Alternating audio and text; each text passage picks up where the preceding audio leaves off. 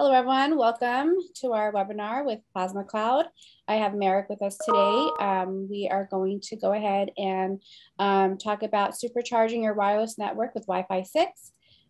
Without any further ado, I will pass the mic on to Merrick. We want to keep this as interactive as possible, but also go ahead and leave your questions in the Q&A section, and we'll break it down into sections to go ahead and address the topics. All right, Merrick, go ahead. Yeah, hi, warm welcome. I'm the CEO at Plasma Cloud. Some of you may already know me from earlier webinars.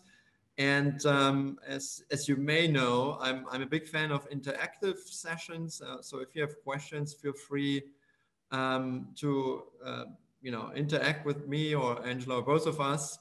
I will be talking about three different topics that are somewhat related, as you can see here. So we're talking about the new Wi-Fi 6 access points that we have launched, the PAX 1800. Then we will talk about the Wi-Fi 6 features and benefits. That will be a little bit of a tech deep dive into what Wi-Fi 6 actually brings on a theoretical level and also on a practical level. We have done quite some tests, and now we'll be talking about that.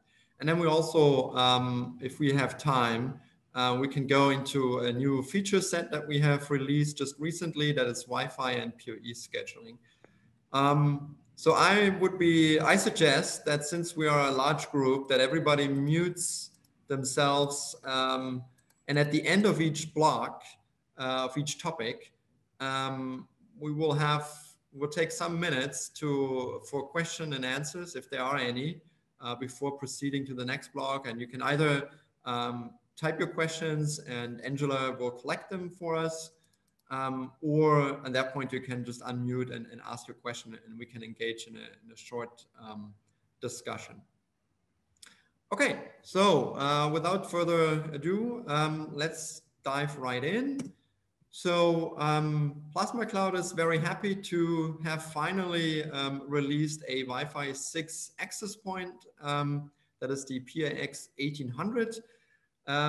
For those of you that follow Plasma Cloud for a little bit, you may already know that we originally had planned to release this access point in February, March this year.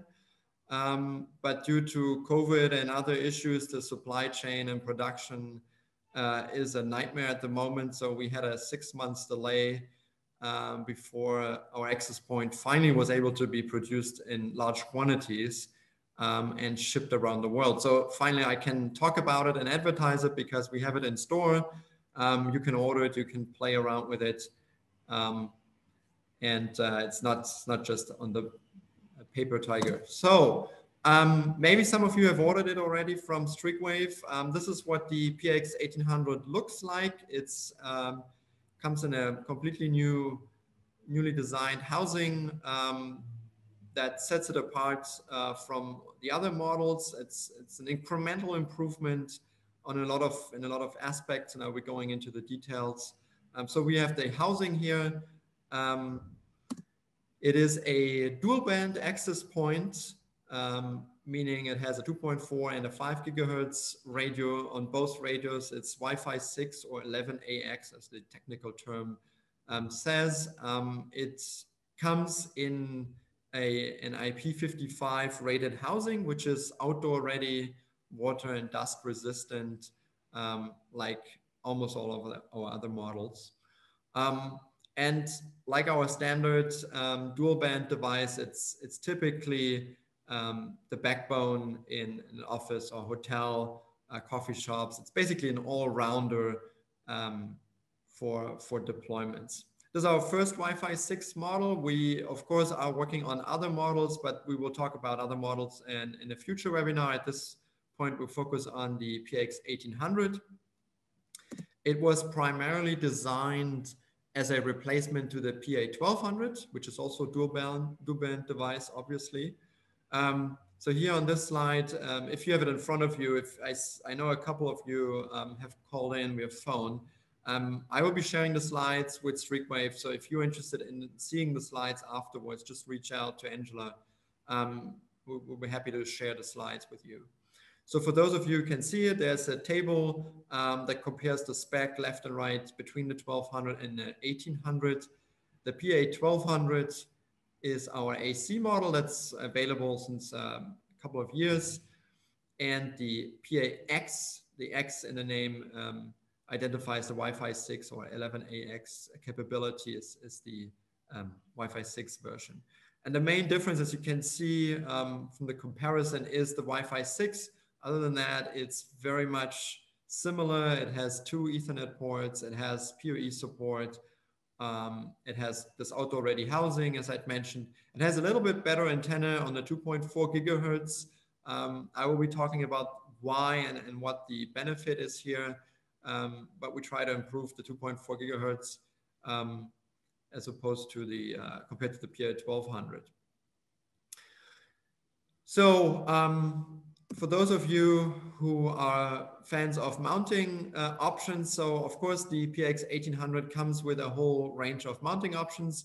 The back mounting plate, which allows to mount the PX 1800 to the wall or to a junction box.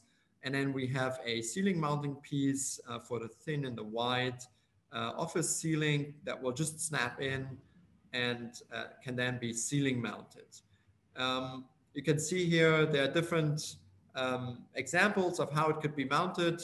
That just falls in line with our typical feature set. All our other access points can be mounted in a similar way.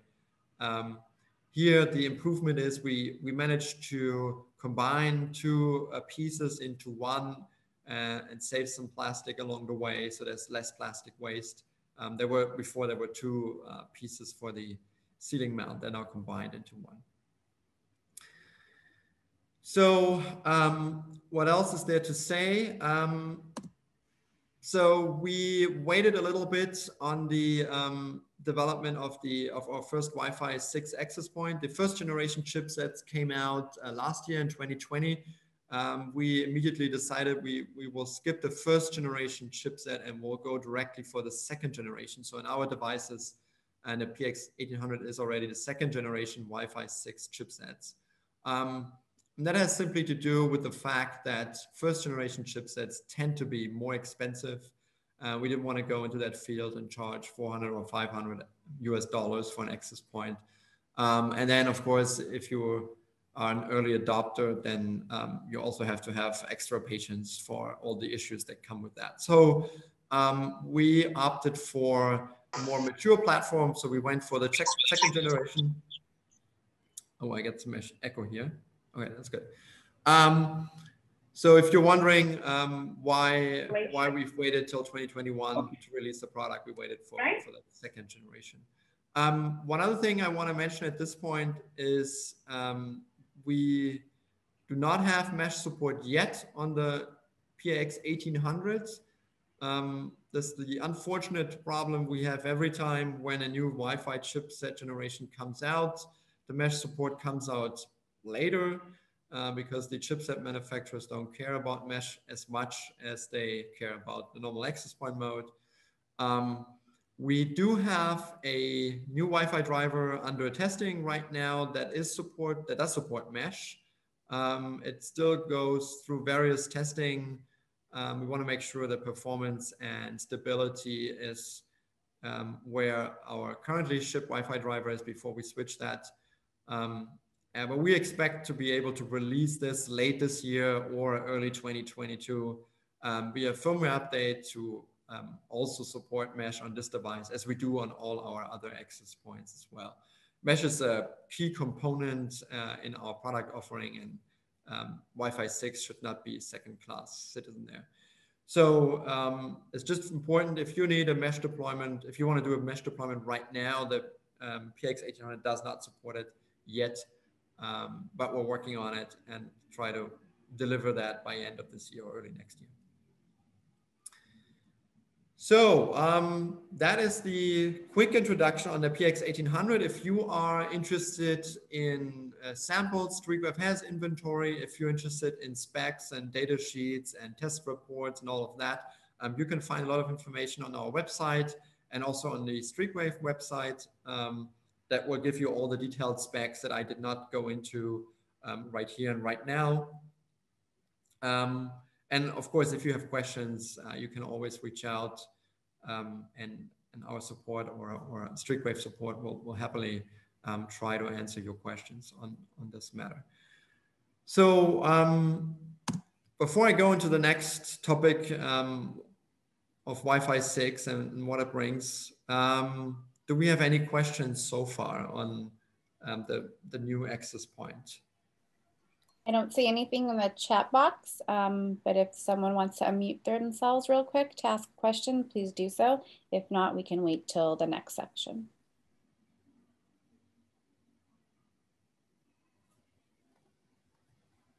We just received one from on the chat box. What is the power output?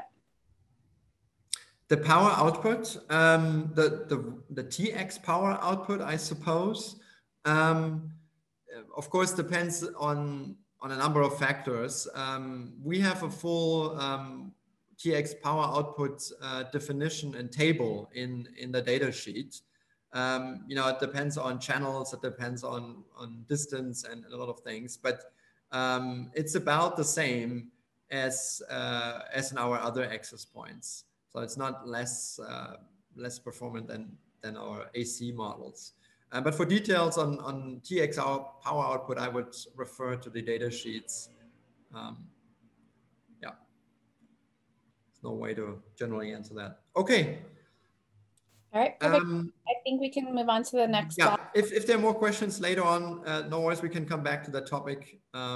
So I would just dive into Wi-Fi 6 and the technical details and how it can be seen in real life. So there are basically 5 big benefits of Wi-Fi 6, and some of you may have already heard a number of those words flying around or abbreviations.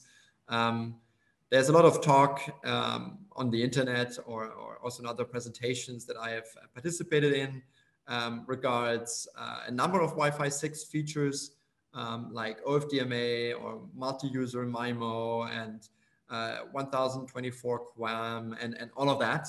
But often when I'm in these presentations, then these words are flying around and most people don't really know or don't really take the time to explain what that means and how this can be seen in the real world. How can this be beneficial in the real world? I just say, oh, Wi-Fi 6 is better.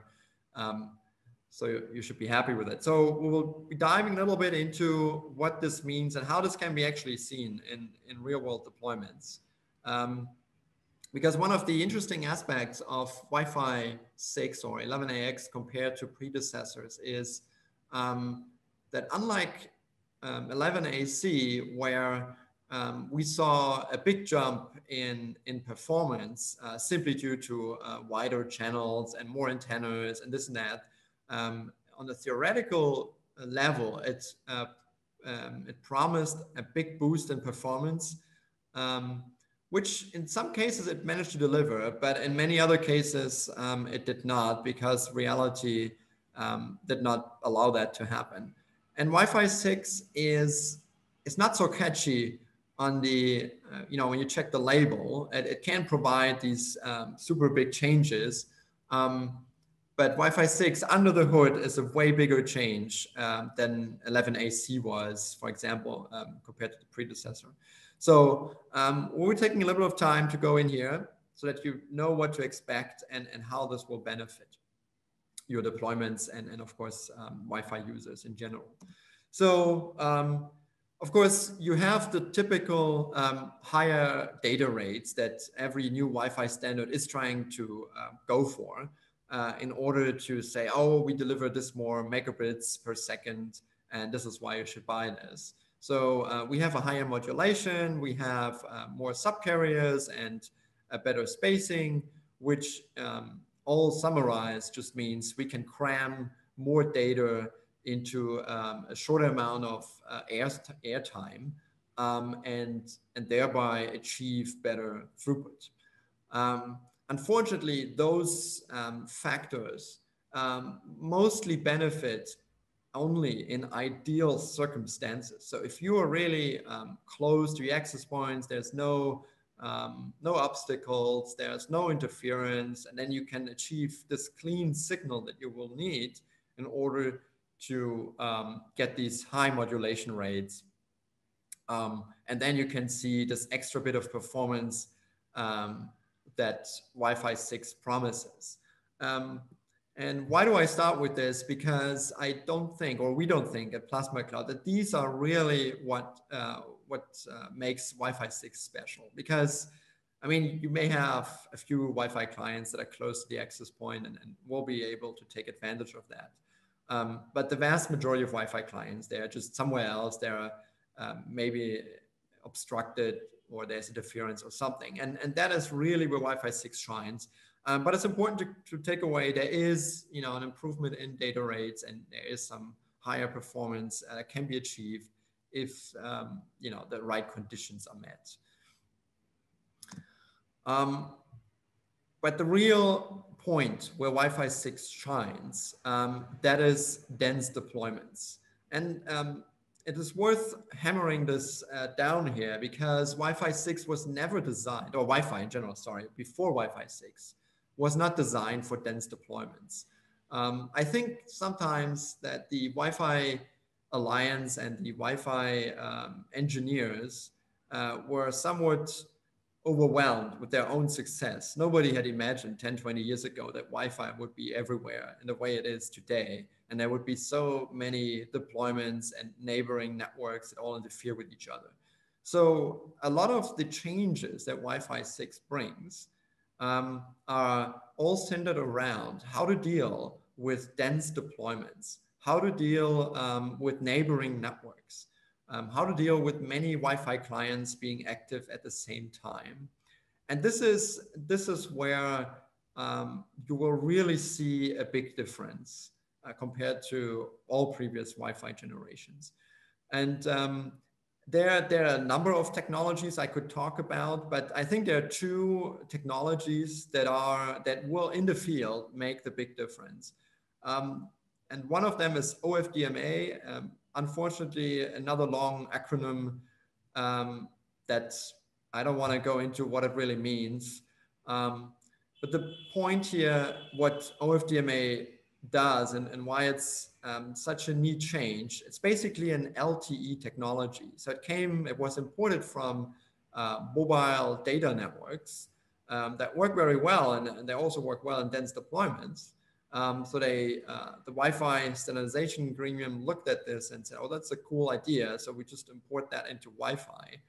And what this basically does, it gets rid of these, the so-called carrier sense multiple access, or for some of you who may be familiar with RTS, CTS. It's basically this idea of Wi-Fi, old Wi-Fi, that before any Wi-Fi access point or client can send any data, it will listen for a while that nobody else sends any data. And if somebody else sends something, then it will wait. And then it will send an RTS packet and wait for a CTS packet before it will actually send any data. And this mechanism is has a huge impact on performance. And with OFDMA, basically this mechanism doesn't exist anymore because OFDMA allows to split.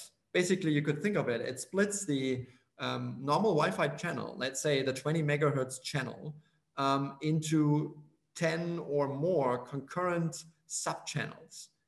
And the access point is able to communicate with then this many clients in parallel at the same time, only on this 20 megahertz. And if you have configured your access point on 40 megahertz, you can increase this amount of parallel communications with a number of client devices in range. It goes up to 40 clients can be dealt with at the same time. So no client needs to wait for another client when they want to send some data. Because with OFDMA, you can basically split this up. And the way this is often portrayed on the internet is you see this little truck that has now multiple colored boxes on the back, or a train or something of that sort. And that's basically what this is trying to say, that more clients can send at the same time via this division of the channels, subdivision. And this allows for lower latency, of course, and faster transmissions. And that has a huge impact overall. And that is basically what drives a big improvement in congested areas. And that, in combination with the second feature that I find most interesting, is the BSS coloring. Although it has a fancy name, I have to say it has nothing to do really with colors. It's not that there are green packets and blue packets flying around. But the idea basically is when you have neighbor networks, so that are not your own networks, but maybe a neighboring office or a neighboring home or something, you will have interference automatically. And you have your Wi-Fi clients and access points competing all for the same airtime in order to send and receive. And then again comes this RTS, CTS mechanism that I mentioned before, where even neighboring access points will wait or will interfere by sending these packets, and then your access point has to shut up and wait.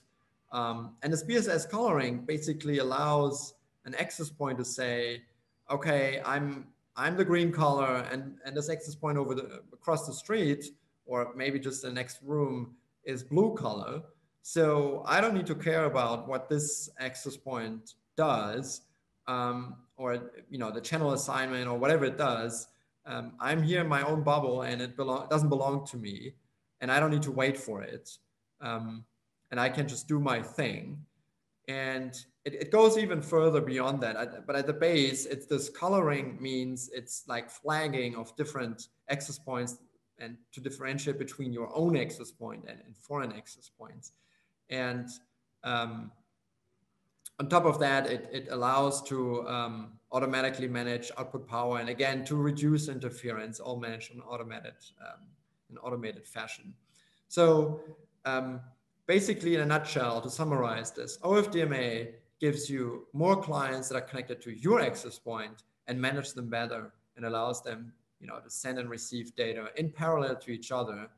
And BSS coloring helps you with interference of third-party access points to ignore them better, to identify them as just noise, and not wait for them to finish whatever they're doing and deal with the clients.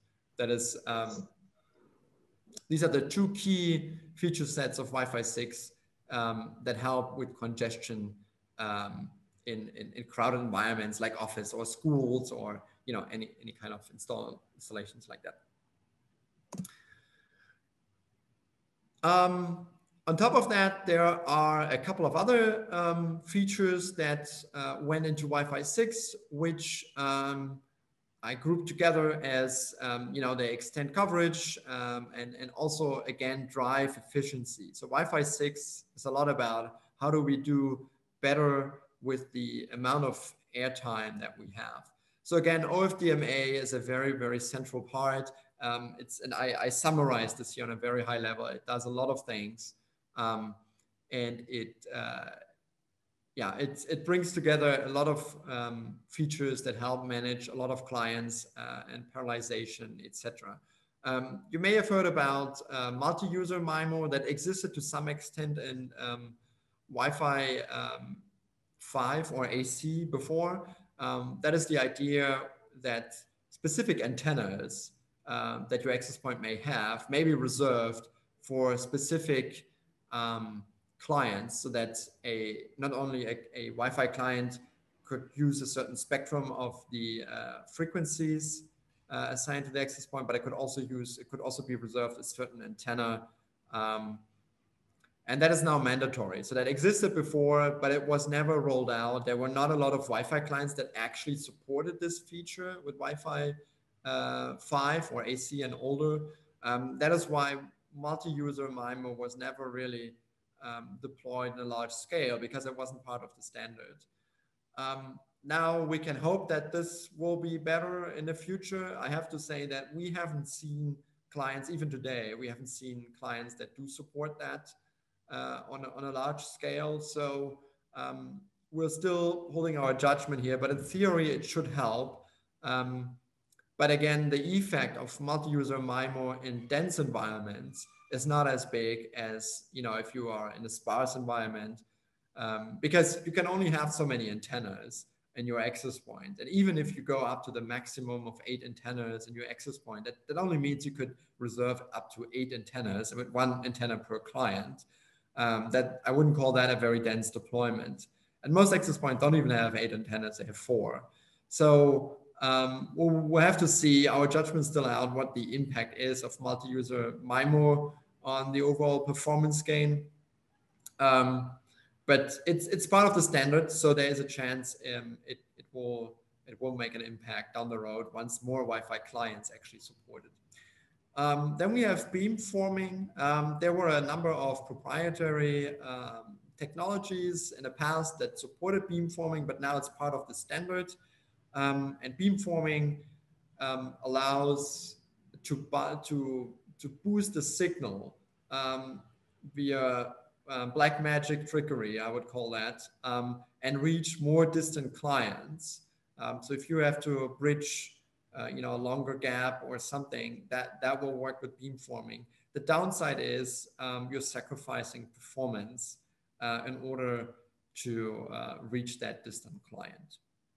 But we've done some testing, and I will be showing you these test results in a little bit, and it works surprisingly well. So it may be something of interest, if you're installing Wi-Fi 6 access point in a home, and there are only few users at any given moment, and you have this garage or the garden that you want to reach, it's more likely you will reach it with Wi-Fi 6 and give better coverage than with previous Wi-Fi generations due to the beamforming. That's part of the standard. One of the big changes that is sometimes forgotten is that Wi-Fi 6 also applies to 2.4 gigahertz. And it's worth mentioning because Wi-Fi 5, 11AC, did not apply to 2.4 gigahertz. It applied only to 5 gigahertz. So the changes and the performance gains that 11AC brought did not apply to 2.4 gigahertz. That is different with Wi-Fi 6. It does apply to 2.4 gigahertz. That's also the reason why we've decided to improve the range by spending more time on putting a better antenna in the 11AC Wi-Fi 6 access point, because with all those upgrades, Wi-Fi 6 is upgrading 2.4 gigahertz really to the next level. And I will be showing you some data points in a little bit that really will highlight that. And 2.4 gigahertz is not going away. I mean, it's overly crowded, but it has the best support of every Wi-Fi client will support 2.4 gigahertz. There are Wi-Fi clients that don't support 5 gigahertz. And soon there will be some Wi-Fi clients that support 6 gigahertz, but 2.4 is just every client supports it. So it just makes it very, very universal to be able to connect any device, any Wi-Fi device out there. And last but not least, we have the so-called target wake time. And you may have heard of this acronym here before. What this basically does is it implements it is a protocol where the access point and Wi-Fi devices, especially battery-driven Wi-Fi devices, Wi-Fi clients, communicate times at which the Wi-Fi client will wake up, connect to the access point, and receive data. Those times are not necessarily times a user would notice. So we're talking about milliseconds here. So these intervals could be 50 milliseconds or maybe 100 milliseconds. So it's nothing that a user will really notice as connecting and disconnecting from the access point. But it will be noticeable for the system, for the Wi-Fi client. It will allow the Wi-Fi client to save a lot of power and thereby extending the battery life of the device. So whether it's a notebook or a smartphone, if you're using Wi-Fi 6, you will have a noticeable impact on your battery life. And not only that, on top of this, a side effect of this coordination between access points and Wi-Fi clients is, of course, again, the better efficiency. Because if you have 10 notebooks or battery-driven smartphones or whatever connected to your access point, an access point can say, hey, you wake up in 50 milliseconds, and your other device, you wake up 5 milliseconds after that, and the next one 5 milliseconds after that. You basically have a coordinated concert of exchanging data on your Wi-Fi layer, which will be better for everyone because everyone will have better throughput in their allocated slot of time. So this is also a big change, which we will see in the long run, especially, as I said, I think smartphones will be the big benefactors of this, but there are also IoT devices that are battery driven. They will also hugely appreciate that. Okay, so that is for the theory to everybody, to give everybody a good idea of what does this actually do and what does it give me at the end of the day. But I think all of this is well and good, but we want to talk about some real world examples here. So we have done quite some testing, and I want to take the time and talk about that, and not just theoretical ideas, but really benefits here. So one of the test series we've done early on is we have deployed a PA2200 in an office environment next to a PAX1800. And as you can see on the screen, and again, for those who are on the phone, we're happily sharing, we can happily share these slides later on. So we took a normal office environment because we felt that many companies, when they test performance, they go into a Wi-Fi chamber and they test really theoretical setups.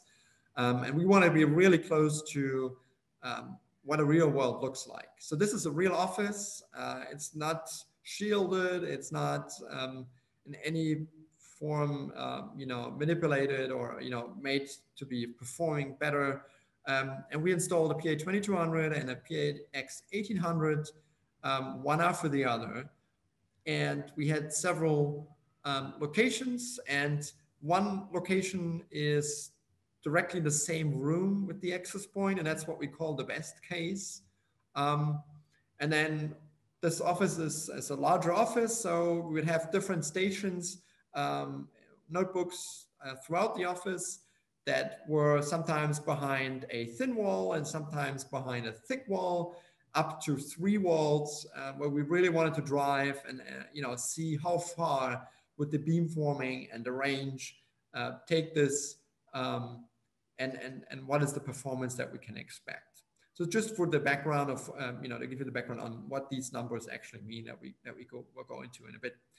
And these are the thick walls are really concrete walls. The thin walls are the typical just quick office walls. Yeah. So we can see here, first we tested the 2.4 gigahertz range and throughput. And it's the PA2200, which has currently our best range and best performance because it's our tri-radio model. Has to compete with the PX1800.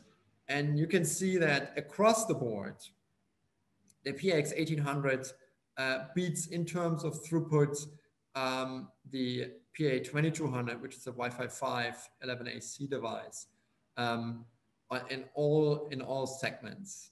And of course, you get a huge throughput increase in the best case.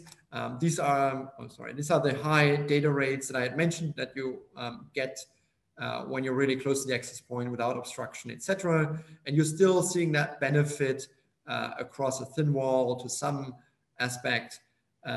And where the other effects of Wi-Fi 6 come to play is basically the thick wall, where the download from a notebook, that was across the thick wall on Wi-Fi 5 was really in the 25 to 30 Mbit range because the thick wall really blocked the signal. And with the beamforming and Wi-Fi 6 range that you get, it penetrates this wall well, and you get the performance boost. Because again, we're comparing here actually 11N, because on 2.4 gigahertz it was 11N versus Wi-Fi 6. And so we see that here our access point, with our access point, it reaches up to 120, 130 Mbit. So that's a net 100 Mbit increase by going from Wi-Fi 5 to Wi-Fi 6. And then on the upload side, the differences are still obvious. In some cases, not as obvious. It has to do with a number of technical factors. But we can see across the board in a real world scenario on 2.4 gigahertz, even on 2.4 gigahertz. So we're not even going into the big boosting here. We see a great improvement across the board. And then we also tested, of course, the 5 gigahertz radio. And we can see here that in the best case, again, same setup, it's just 5 gigahertz. And in the best case, the PX 1800 reaches up to 1 gigabit measurable speed. So this is not theoretical Wi-Fi speed. This is really, if you go to speedtest.net or fast.com or any of those speed test, using any of these speed test tools, this is what you will see. So if you go, for the PX 1800, and you're really close, you get the high data rates, you will get up to 1 gigabit of raw throughput. Of course, that is a single device. If you have multiple clients on there, then the throughput will be divided as usual.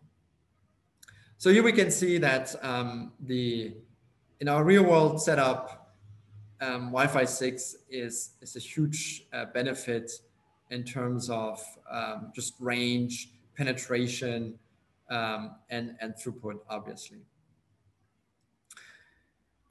And then we also tested battery cycles in our tests. When we tested with a number of devices, we could see a 30 to 50% lower power consumption and longer battery life just by switching from Wi-Fi 5 access point to a Wi-Fi 6 access point. Yeah, I think there's not much more to say on that. So to summarize the situation here. So Wi-Fi 6 really improves in a lot of areas, mainly due to OFDMA and the LTE 4G standard that has been imported. And we can see this across the board. Even without, promising big data rates or whatnot, you can see real world benefits when you go out there and install these access points. It's important to point out again that all of these benefits require the Wi-Fi clients to support Wi-Fi 6. So don't expect to install your Wi-Fi 6 access point and then find that your old Wi-Fi clients you don't see better performance or any of that. Yeah, you will need a Wi-Fi 6 capable client in order to reap those benefits. And we've seen a couple being launched. There are smartphones out there, there are notebooks out there that start to include Wi-Fi 6. So we expect over the next couple of months, Wi-Fi 6 will become the standard for a new hardware that's being sold. So we'll see more Wi-Fi 6 clients in the market.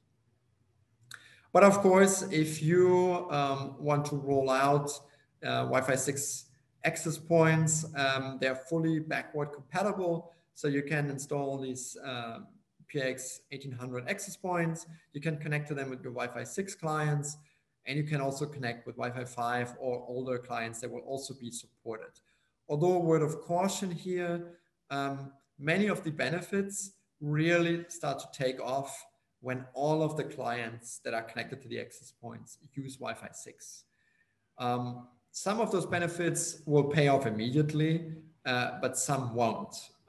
Simply because, like what I mentioned before, if you have an older Wi-Fi 5 client that still sends RTS, CTS packets and makes everybody wait for everything, you will have a drop in performance. So if you test, you will see, if you test with the Wi-Fi 6 access point along with the Wi-Fi 6 client, you will see the big improvements. If you go out in the field and you have a mixed environment, it's very likely that there will be mixed results. And as soon as Wi-Fi 6 clients are dominant, we will see all these benefits play out on a big scale. Okay, so that was my maybe not so brief Wi-Fi 6 rundown. Do we have any questions or suggestions at this point? Yes, there are some questions that came through, and I believe you kind of covered a few of those answers just right now with your summary. But if not, please go ahead and readdress them for those that ask questions. Yep. There is one that came through. Does Wi-Fi 6 still use listen before talk mechanism? Yeah, exactly. This is the RTS CTS mechanism that I mentioned, and there still is some RTS CTS mechanism, but not in the way Wi-Fi 5 and older worked. So as I explained before, there is not this listen before talk concept in the same way that slowed down all previous Wi-Fi standards. So I would say no, with a little asterisk in some aspect that still this concept still exists. Perfect. How many colors are allowed to be configured? The standard allows up to 64 colors. So that would mean 64 neighboring networks. So I think that should be more than sufficient for any given access point. 64 is the maximum. Okay. And what about having mixed clients with some that have Wi-Fi 6 and some aren't, and some don't? How does that take an effect? Yeah, that's what I just mentioned, and I'm happy to go into details if we have a follow-up question. But so some of the benefits are affected, as I'd mentioned, as soon as you have Wi-Fi 5 clients on your Wi-Fi 6 access point. Some of the benefits are available immediately. So it may take some time until we've reached critical mass, so to speak, and get the full range of all benefits. But that's just a normal consequence of rolling out a new technology. Everybody needs that new technology first before it's working for everyone. How many devices will the PAX 1800 support?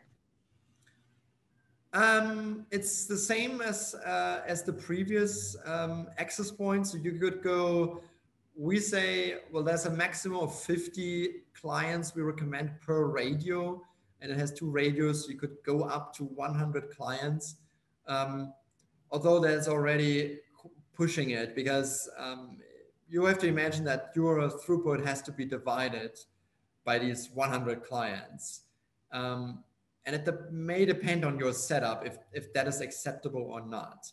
If you have, just some IoT devices that want to send a few kilobytes of data every now and then, that is, you can even connect more than that.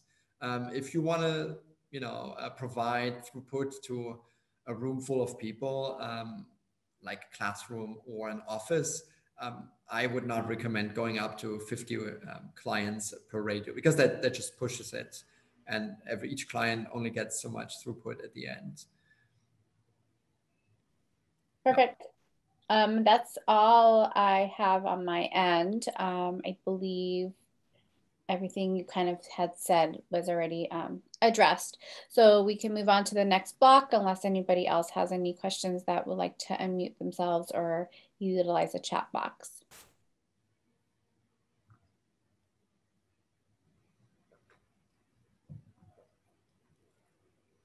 Okay, No worries. We have another we have a couple of minutes. I will leave room. I think the next section will be short. I will try to limit it to a couple of minutes so that we have time for more questions or a discussion. If anybody's interested, I'm more than happy to answer any questions or dive into any topics. Okay, so the last block is about Wi-Fi scheduling and PoE scheduling. And I'm somewhat confident that most of you have already heard about Wi-Fi scheduling and PoE scheduling to some extent, but I will quickly summarize for those that may not have heard about Wi-Fi scheduling and PoE scheduling. So what is Wi-Fi scheduling? Basically, it is a feature that allows to configure Wi-Fi networks, specifically SSIDs, to be turned on and off following a specific schedule. And why would you want that? Well, there are a couple of scenarios where this feature may be wanted. That is, for example, in an office or in a school where there you have specific office hours or opening hours. You could also think about a library or something, a public library. And this library wants to provide Wi-Fi to visitors during office hours, but they don't want to provide Wi-Fi 24/7. And that may be due to neighbors abusing the Wi-Fi, or people coming to the parking lot and staying in a parking lot for an hour to use the free Wi-Fi and late at night, and that may not be desirable for a number of reasons. And that is where your Wi-Fi scheduling may come in handy.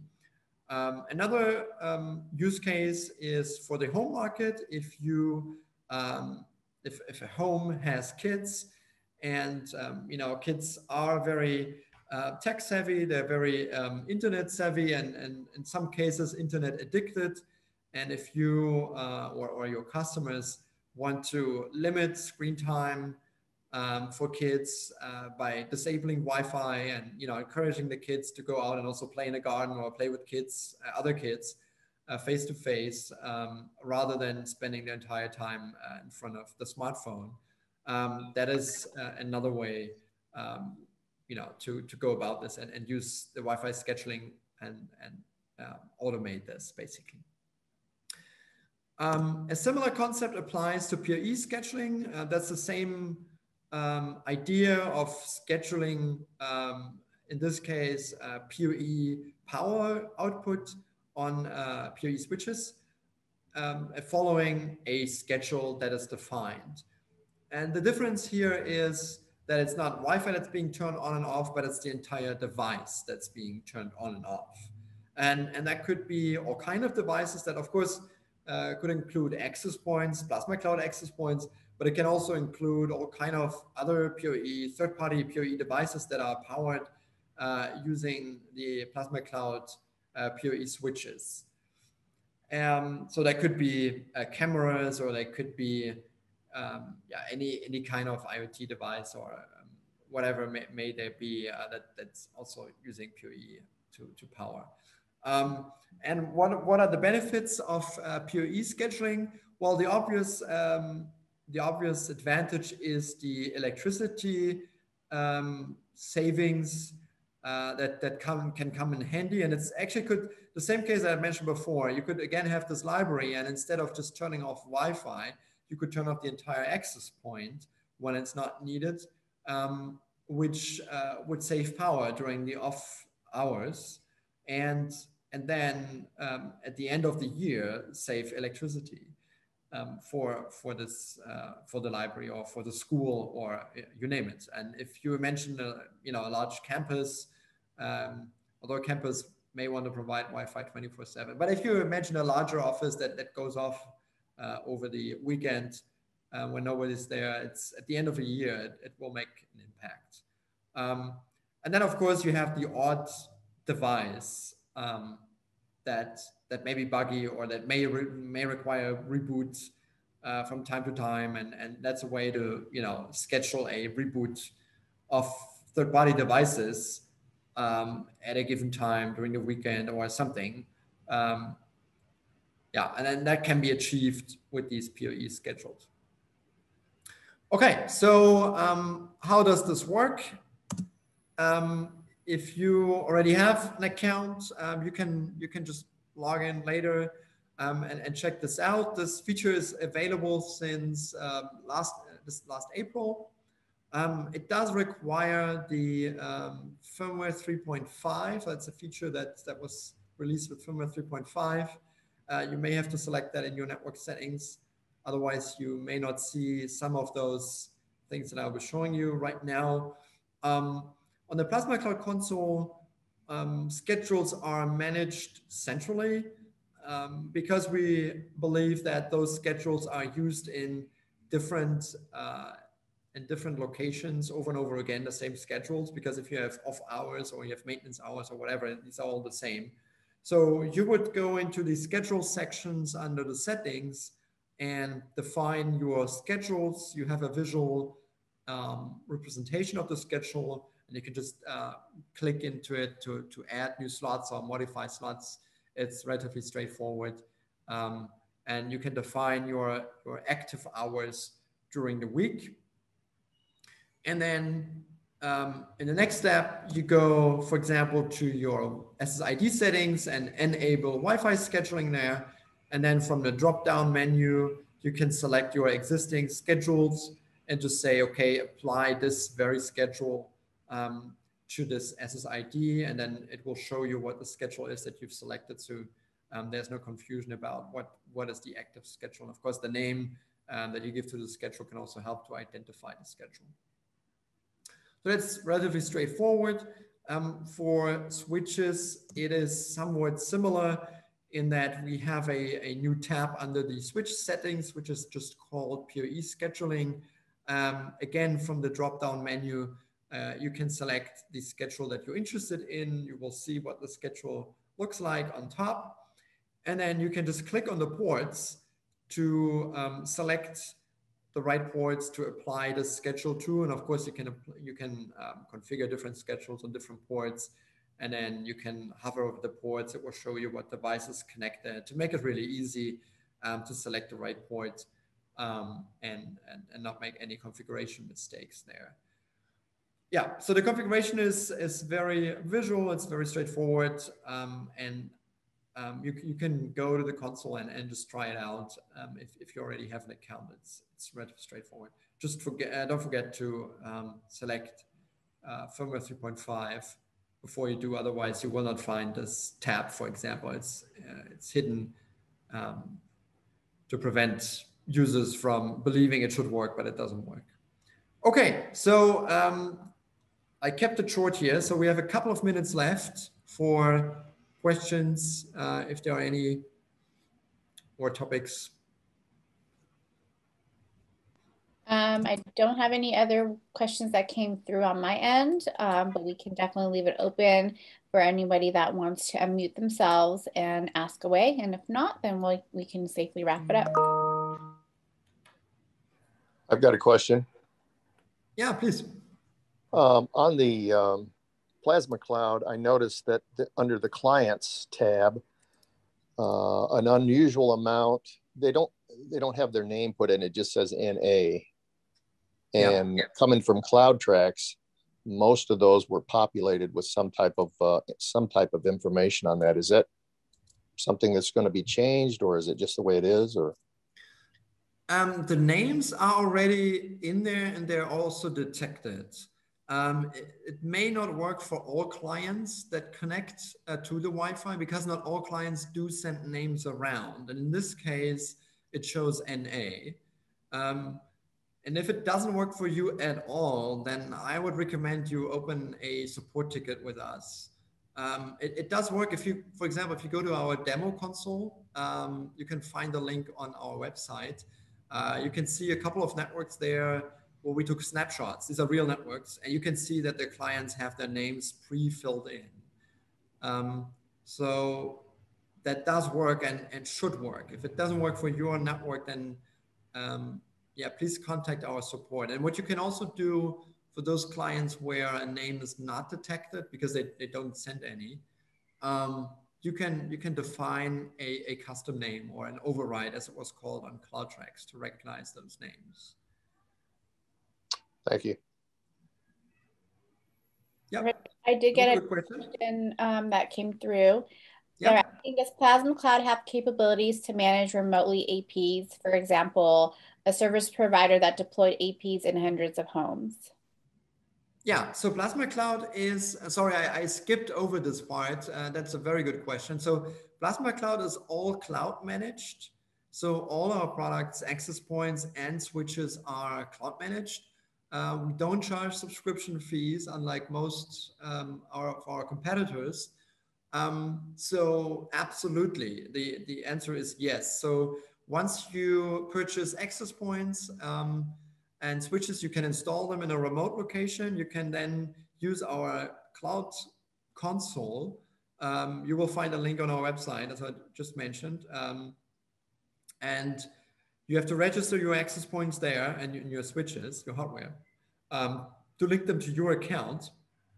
And then you can manage them from wherever you are. You can see the status, what clients are connecting. That's what the question just was about. You can make all kind of configurations. Yeah, and we also have a mobile app that goes along with it if you want to use it on phones or tablets and all that. That's really, in a nutshell, what Plasma Cloud does. Perfect. We might need to get this customer to elaborate, but I'm gonna ask as best as I can. Will a bridge client feature brand agnostic? I didn't catch that question. Will a bridge client feature brand agnostic? Yes, I'm trying to get clarification, so I figured I'd ask you. Yeah. In regards to the AP. So they're saying because some APs from other brands can only bridge to their own brand. No, it's not bridging. I'm not really sure what means bridging to your own brand. Our APs work with other brands as well, although again, it depends what the question is about. So, for example, you're not obligated to use our switches to power our access points. You could as well use third-party switches and then connect our access points and bridge them into the LAN. That would work just fine. Obviously, we recommend using our switches because our switches and access points are well integrated, but there's no obligation to do so. Bridging could also mean mesh, and our mesh is it's not proprietary, but it's encrypted. So our mesh uses mesh encryption to prevent third parties from tampering or even listening in to mesh traffic. And so if you're using third-party meshes, they would have to use the same mesh protocols that we use, and then you would have to configure them to use the same mesh encryption key that your network has. So if you're talking about that kind of bridging, so that would already be a little bit tricky, simply because of the security mechanisms we have in order to protect the data that's flowing in the network. Perfect. If that didn't cover it, we can take that offline. We have about a minute or two left here, so I'm trying to squeeze in these last few questions. Try to be brief. Can you explain a little bit more on management and integrators and users? Sorry, management by integrators and users. Management by integrators and users? Mm-hmm. Between the difference between managing organizations versus networks and Plasma Cloud. Oh, okay. Yeah, perfect. Yes, very good question. So Plasma Cloud has, so for those who don't know, Plasma Cloud has two hierarchies. These are organizations and networks. And organizations are collections of networks. And networks are meant to be a location, basically.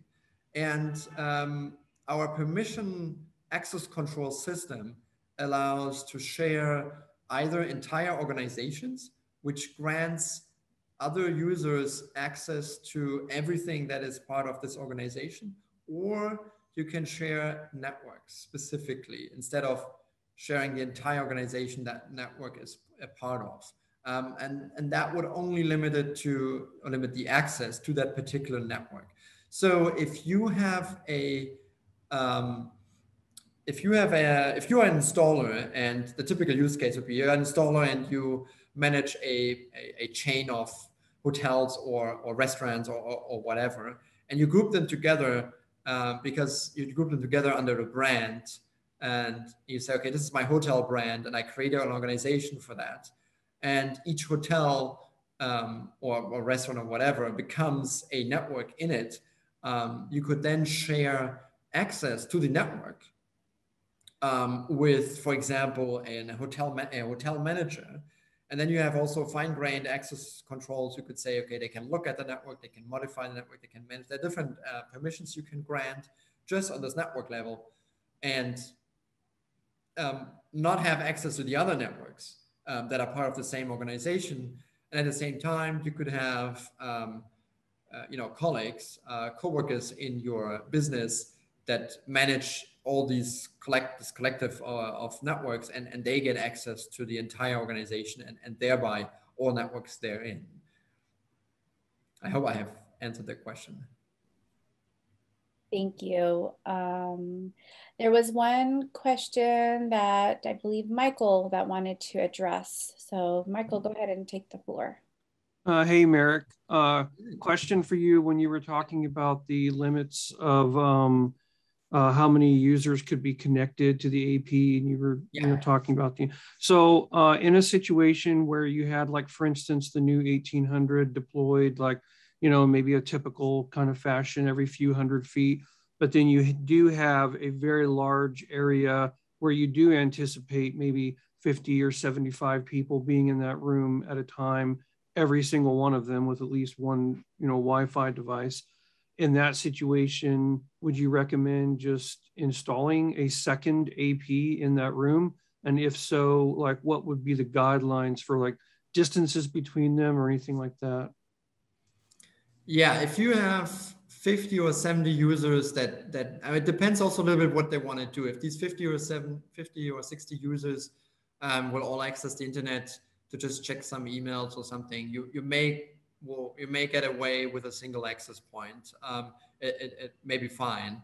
If these users will have higher demands, then a second access point may be advisable.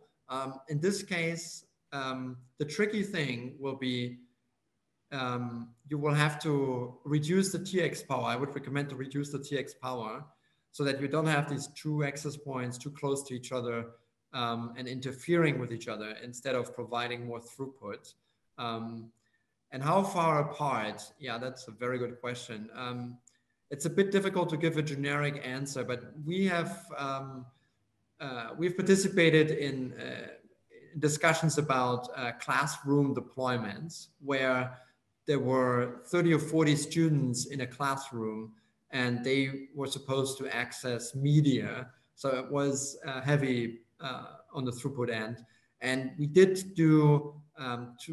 recommend, and they did install 2 access points on the remote ends, like really opposite to one another in the room, so that the first half of the room would connect to the first access point and the second half would connect to the access point in the back. And we reduce the TX power so that they would not, over scream each other in terms of Wi-Fi interference.